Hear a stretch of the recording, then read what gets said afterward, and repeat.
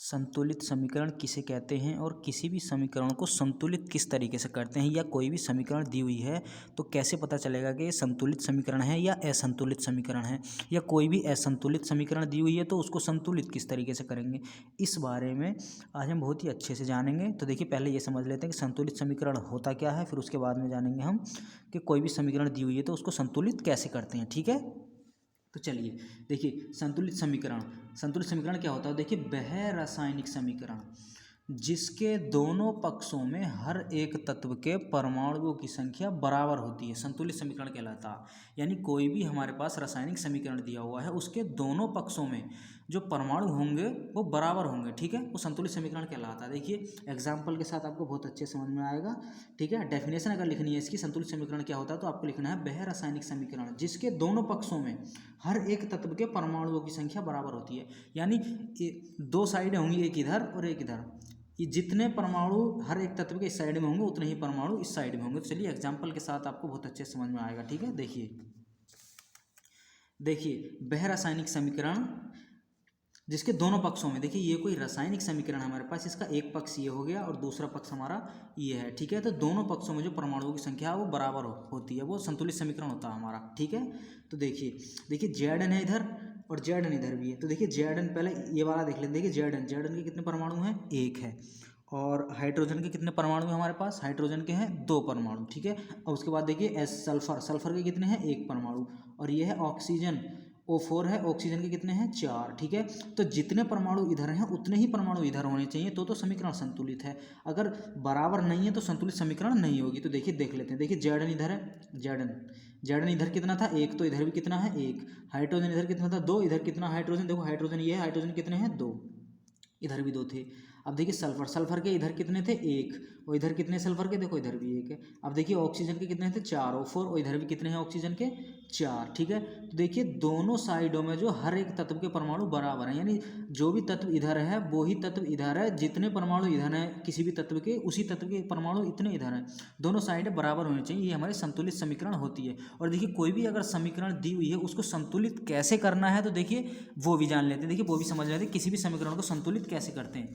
देखिए ये कोई समीकरण दी हुई है हमारे पास। देखिए समीकरण है हमारे पास FeO3। ठीक है, FeO3 प्लस Al और बराबर Fe प्लस Al2O3। देखिए एक साइड ये है, दूसरी साइड ये है, यानी एक पक्ष ये है, दूसरा पक्ष ये है। इसे मान लो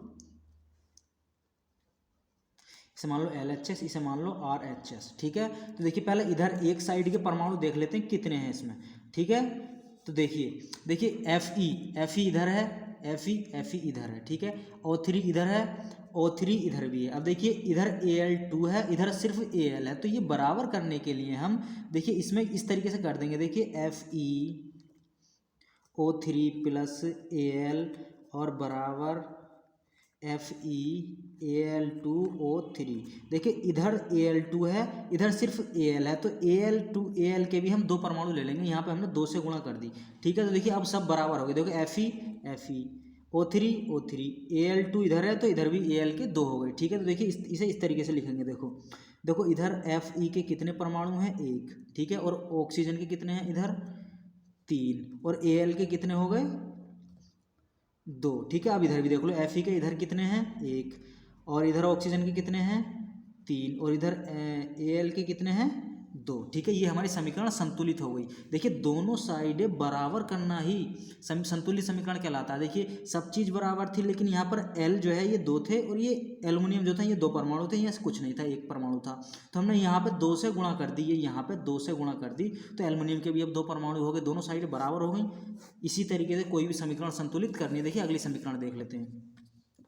देखिए ये है, देखो Na2SO4 प्लस BaCl2 बराबर में है BaSO4 प्लस NaCl। ठीक है, तो देखिए संतुलित समीकरण कैसे होगी। देखिए Na2, ठीक है, और SO4 प्लस BaCl2। ठीक है, और ये बराबर में देखिए क्या है, BaSO4 प्लस NaCl। ठीक है, देखिए Na के दो हैं इधर, और इधर Na का कुछ नहीं है। ठीक है, SO4, देखिए ये वाला SO4 के कितने हैं, SO4 है। ठीक है, SO4 है। बी ए का भी 1 है, ठीक है, वही बराबर है। Cl2 है इधर, इधर Cl सिंगल है, और इधर Na2 है, तो इधर भी Na सिंगल है। तो देखिए यहाँ पर मैं अगर 2 से गुणा कर दूँ, यहाँ पे मैं 2 से, तो देखिए Na के भी 2 हो गए, Cl के भी 2 हो गए, ठीक है, इसलिए ये हमारे समीकरण संतुलित हो गए। अब देखिए इनके परमाणु बराबर कर लेते हैं।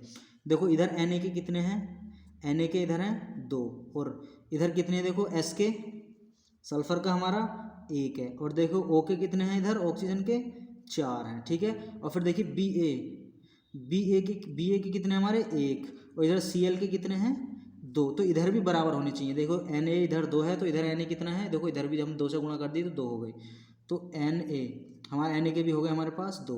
अब देखो इधर सल्फर है, सल्फर का इधर 1 है, तो इधर सल्फर का इधर भी 1 है, सल्फर का 1 है। अब इधर देखो ऑक्सीजन के इधर 4 हैं, तो देखो O4 इधर भी ऑक्सीजन के 4 हैं, ठीक है। और इधर देखिए अब आता है हमारे बी ए के इधर कितने हैं 1, तो इधर भी बी ए का कितना है 1, ठीक है। अब देखिए इधर है Cl2, इधर देखिए Cl के 2 हैं, और इधर भी देखिए Cl के 2 हो गए। जब ये 2 से गुणा करिए तो N के साथ भी होगा 2, ये C के भी साथ भी होगा, तो ये Cl के भी हो गए 2। इसी तरीके से कोई भी समीकरण संतुलित करते देखिए, अगर आपको समझ में आ गया हो तो देखिए एक समीकरण ये आपके लिए है। अगर आपको समझ में आया हो तो कमेंट में इसे सॉल्व करके ज़रूर बताइए, ये किस तरीके से संतुलित होगी, संतुलित है या नहीं है, ठीक है।